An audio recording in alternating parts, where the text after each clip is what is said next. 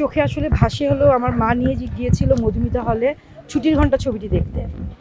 তো অশিক্ষিত, বউরানী, প্রিয় বান্ধবী, দস্যু বন্ধু, তার আসলে অজস্র সিনেমা আমার দেখা। আমার মনে হয় তার অনেক সিনেমা আমি দেখেছি, কারণ আমি হলাম সিনেমা প্রেমী মানুষ এবং আমার ফ্যামিলি সবসময় হলে গিয়ে সিনেমা দেখে। সেই জায়গা থেকে আসলে তার প্রত্যেকটা ছবি আসলে মুখস্থ।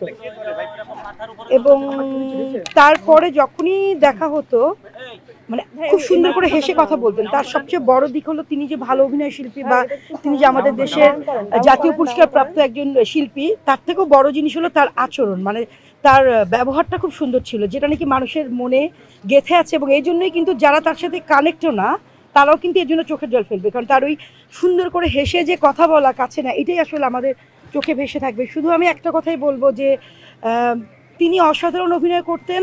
তিনি আমাদের জাতীয় পুরস্কার পেয়েছেন কয়েকবারই, এবং বিভিন্ন সেগমেন্টেও তিনি বাসচাষ থেকে শুরু করে অনেকগুলো পুরস্কার পেয়েছেন। এবং সদা হাস্যময়ী এই মানুষটি। আমি শুধু একটা কথা বারবারই বলতে চাই, যারা অসুস্থ হবে বা হয়তো আমরা অনেক সময় নেগলেক্ট করি, যে আমরা হয়তো ভাবি যে আচ্ছা জ্বর তো কিছু হবে না, এই হয়ে যাবে।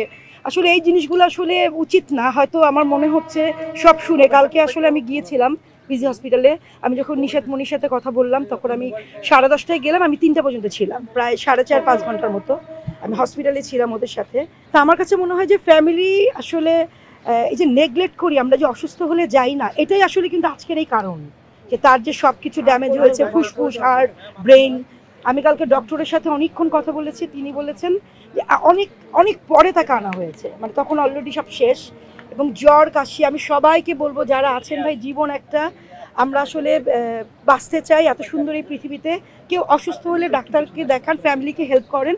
এবং সংগঠন আছে, যেমন মিশা ভাই চলে এসছেন। আমরা যখন কালকে যখন বেরোয় মিশা ভাইকে ফোন দিলাম, মিশা ভাই কিন্তু আবারও এসছেন এবং তিনি কিন্তু তৎপর।